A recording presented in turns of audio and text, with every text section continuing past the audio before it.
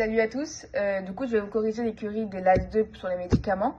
Donc j'espère que c'est bien passé. Ce qu'on va faire, c'est que je vais corriger uniquement celles qui sont fausses. Et si vous avez des questions sur celles qui sont vraies, bah du coup vous me les posez.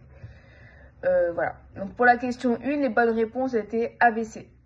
Par rapport à l'ADER, l'effet inotrope positif correspond à une augmentation de la fréquence cardiaque, c'est faux. Ça, c'est la définition d'un effet chronotrope. Un effet inotrope, ça concerne la contractilité myocardique.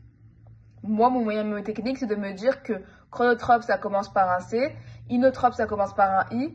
On sait que inotrope, c'est la contractilité myocardique parce que le I va avec le C et non pas le C avec le C. Voilà. Chacun sa mnémotechnique, on essaie de trouver des petites astuces pour justement apprendre plus facilement. La E, les catécholamines sont des bêta-bloquants, c'est faux. Les catécholamines, c'est des neuromédiateurs, c'est des récepteurs bêta. Le propanolol, lui, par contre, est un bêta-bloquant. Donc les bonnes réponses étaient ABC.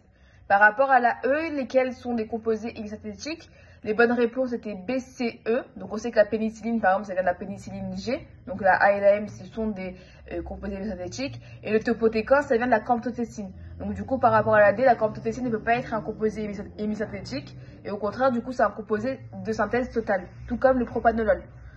Donc les bonnes réponses étaient B, C, E.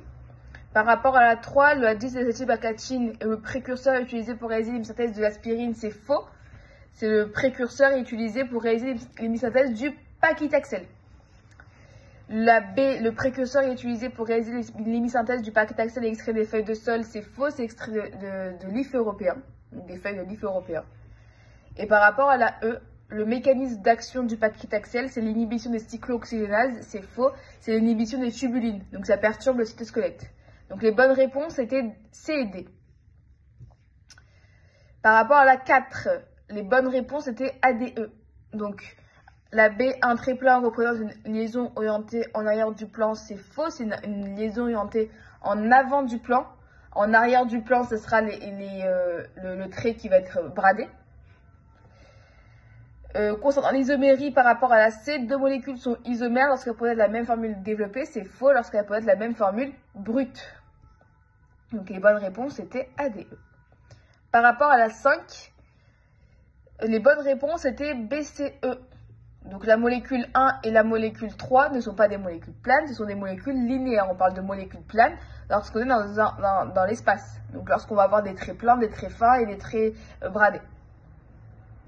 Par rapport à la 6, donc les bonnes réponses du coup c'était BCE. Par rapport à la 6, les bonnes réponses étaient BDE. Alors la A elle est fausse parce que du coup une molécule chirale c'est une molécule non superposable à son image dans un miroir certes, mais elle n'a pas de plan de symétrie, enfin pas de plan et pas de centre de symétrie. Donc elle était fausse. Et la C, si une molécule chirale dévie le plan de polarisation sur la droite, alpha inférieur à 0, on dit qu'elle est dextrogire. Alors c'est vrai, mais sauf que c'est pas alpha inférieur à 0, c'est alpha supérieur à 0. Donc les bonnes réponses étaient BDE. Par rapport à la 7, les bonnes réponses étaient ACDE. Donc la mésomérie et la polarisation d'une liaison pi récente d'une mésomérie dissymétrique, c'est faux. Ça, c'est la définition de l'effet mésomère. Attention, c'est une question qui tombe très souvent à l'anal. Ne pas confondre la définition de l'effet mésomère et de la mésomérie. Par rapport à la 8, donc là on arrive dans l'aspect 13. La 8, les enzymes, donc les bonnes réponses, déjà pour la 7, les bonnes réponses étaient ACDE. La 8, donc les bonnes réponses c'est BCE. La A, les enzymes diminuent la vitesse de réaction biochimique, c'est faux. Justement, ça augmente parce qu'on va avoir un enzyme, la réaction biochimique, la vitesse de la réaction biochimique, elle va aller beaucoup plus vite. Elle va être augmentée. Donc voilà. Deuxième, la D, du coup, elle est fausse aussi. Les ligands sont caractérisés par leur affinité pour la cible qui dépend de leurs propriétés physico-chimiques. C'est faux. Les ligands sont caractérisés par leur affinité pour la cible qui dépend non pas de leurs propriétés chimiques, enfin physico-chimiques, mais de leurs propriétés géométriques et électroniques. Attention, toutes les caractéristiques de chaque chose, ligand, récepteur, enzyme, molécule, hit, etc. Il y a plein de caractéristiques à apprendre dans ce cours, elles sont toutes à apprendre et à savoir par cœur, ça tombe très souvent. Ok, donc les bonnes réponses étaient BCE. Pour la 9, c'est banco. Alors voilà, j'ai eu un message. En effet, la 9 et la 12, c'était les mêmes questions. Donc voilà, je suis désolée, j'ai pas fait attention du tout. Donc pour la 9, les bonnes réponses étaient A, B, C, D, E, donc banco. Et attention, donc ici on voit qu'il y a plein que la question est pleine de définitions et plein de caractéristiques. Bien évidemment, elles sont toutes à savoir. Très important. La question 10, les bonnes réponses étaient C, D, E.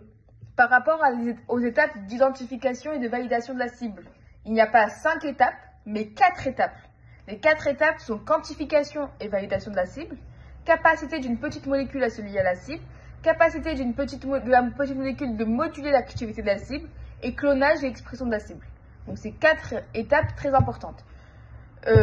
Donc du coup la B, c'était pas la capacité d'une grosse molécule de se lier à la cible, c'est la capacité d'une petite molécule de se lier à la cible. Attention, si l'item c'est la capacité d'une molécule de se lier à la cible, ça aurait été vrai. La preuve dit vrai. Mais dire que la capacité d'une grosse molécule de se lier à la cible, là c'est faux. Ok. Et diminution des effets secondaires, c'est pas du tout une étape d'identification et de validation de la cible. C'est une étape qui a dans d'autres caractéristiques, mais pas dans les étapes d'identification et de validation de la cible. Donc les bonnes réponses étaient C, D. La 11, les bonnes réponses étaient A, B, E.